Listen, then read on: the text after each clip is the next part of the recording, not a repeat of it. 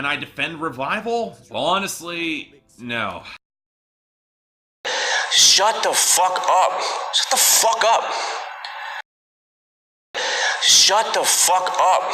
Shut the fuck up.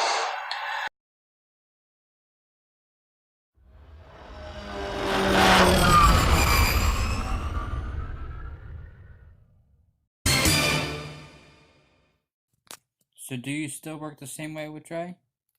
Well, I think Dre's process has gotten a little different. You know, Dre's like Dre's kind of up for trying new things more so than I am. I kind of try to stick to the same formula, but Dre's always like updating how he does his beats, how he records, his recording process. You know, a lot of people, I still use a booth because to me there's nothing like that in the intimacy of you and just the microphone.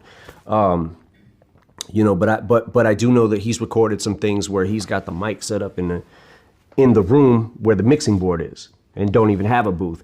And sometimes he feels more comfortable doing it that way. I don't know if I could get used to that idea just because I'm so used to working in a booth and how I've always done it. But yeah, other than that, our relationship hasn't changed. Our recording process hasn't changed. And, you know. So after all these years, you guys still get along really well? Usually people would just not be able to, couldn't stand each other. But nah, Dre's my friend, you know. We're definitely friends. We don't speak every day, but we speak enough. Now, do you still actually like write down your verses, or do you keep them up and stored in your The phone? rhymes on my pad, feeling like, oh, I already got something that's like that, you know. And I made a lot of songs. When I think back about how many songs I've actually made, I don't know how many I've made, but I made a lot of songs. And I make a lot of songs for each album. But I always try to approach each song slightly different. And even if I can't, like, okay, I've got a song that maybe was kind of like this 10 years ago, you know, let me put a little twist on it. You know, that's kind of the mind frame. And I write and write till I can't, till my brain hurts. So, do you ever find it difficult to come up with new verses and content? Pen to paper, because something about, for me, I can keep ideas in my phone too, but something about the pen and paper to me is better just because I can look at all my ideas and I can see them at once. You know what I'm saying? Like I don't feel like, oh man, what was that thing I said that one day? Shit. And scroll, oh fuck. You know what I'm saying? Like you're sitting there for 2 hours. Oh, what was that? Wait, I remember the phrase, but what I used to rhyme with it. For me, I remember which side of the page it's on. For me, I keep a book and write my ideas down in that, because I'll at least remember, was it the beginning of the book or was it towards the middle? And I remember what side of the page it's on. When I get ideas, I might get a track sent to me. Somebody might do a beat and I hear the beat and it's like, oh shit, I like this beat, but none of my ideas I got already are gonna go to this, so I need to make new ones. So that's how a lot of things don't get used. Now, do you ever have ideas that like don't make it into one song, but it was dope, so and you end up, bringing it back into a different song? Had ideas that I've written songs where I don't like this whole song, but I like these couple of lines, so I might recycle them and use them in something later. You know, I find myself doing that a lot. There'll be a beat with a chorus on it. Someone will have a hook that they send to us, and then I'll kind of write my verses around what that hook is based off of. And then me and Paul will usually sit back, listen to it, and figure out, like, do you hear somebody else on this other than who's on the chorus right now? It just goes by case basis of how the song comes out. So who are some artists that you'd like to collaborate with in the future? Well, Beyonce was a big one. Beyonce was a big one. That's been on my wish list for a long time. And I wasn't sure if it could happen with this song, but I was like, man, just imagine, You know, so me and Paul and Rick Rubin kicked around the idea for a couple weeks, and then we approached them, and we approached Beyonce. So when working on a new project in the early stages, is it more exciting or nerve-wracking? I don't know if it outweighs it, but it's probably a tie. Because the fun of it is creating it. And when you, the fun of it is creating, it's writing it, recording it.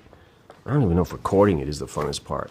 Writing it is the funnest part. Once you get it recorded and you sit back and you hear how it sounds and you like how it sounds, you're good with it, that's when it's the most fun. Well, definitely there's pressure when making the album, especially at the later stages, because you want to make sure you've covered all your bases. When you make each album, that's what I've always done. I want to make sure that I have enough songs like this, you know, whether they're playful or emotional or whatever it is. I want to make sure, I try to always make sure I have a balance, a good balance. Do I have a song like this yet or not? You know, if not, maybe I should steer in that direction and make one, you know, so, but yeah, it's definitely, you know, you feel the pressure every album, but it's really, for me, I feel like it's me competing with myself and trying to put out a better album than the last one I put out. So in hip hop, who do you think right now are some of the up and coming artists? And do you think the hip hop culture is starting to grow again? I think hip hop is in a good place right now, definitely, for sure. I feel like there's artists like J. Cole and Kendrick Lamar and Joyner Lucas.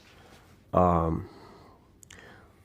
a lot of artists coming up that are established, that I feel like definitely are students of the game and have studied, you know. For me, I believe like artists like J. Cole and Kendrick have studied hip hop beyond their years. Absolutely. You know, to me, you can't be as good as they are without going back and studying, you know what I'm saying, the evolutions of hip hop. So. And last question, do you think battle rap still plays a major key or role in hip hop today as it once did? First of all, I love battle rap. I love watching battle rap. I love the competitiveness, the competitive spirit of battle rap, and me coming from that scene can always appreciate that. And I understand, you know, I don't know if everybody coming up in this generation, or even the listeners, understand, like, or maybe not even understand. Maybe they do understand. They just don't care about multi-syllable rhyming and, you know, wordplay and metaphors and similes and things like that. I don't know if, but me, I pay attention to it, and I'm always able to. I kind of know how I know how hard it is to do it. You know, it's not something that's easy. And when I do hear people do it that kind of do it effortlessly, especially in the battle scene, I can always appreciate that, because it's like, man, that was, oh shit.